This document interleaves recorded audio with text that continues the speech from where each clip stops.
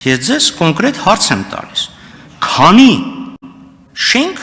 ձեր նախարարություն եղած ժամանակ դադարել է գործել որպես դպրոց, հաշվելի, բնական թվերով հաշվելի, չունեք, ասեք չունեմ, հարցը ձեզ տալիս են, դուք ասում եք Հայաստանում դպրոց չի փակվել, ես ուզում եմ հստակ ասել, լավ, կա գյուղ, կա դպրոց,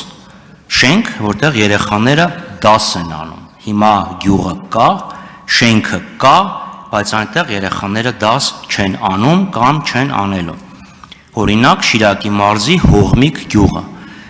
սեպտեմբերի 1-ից այդ շենքում երեխաները դաս չեն անելու, իրենց տեղափոխելու են երեխաներին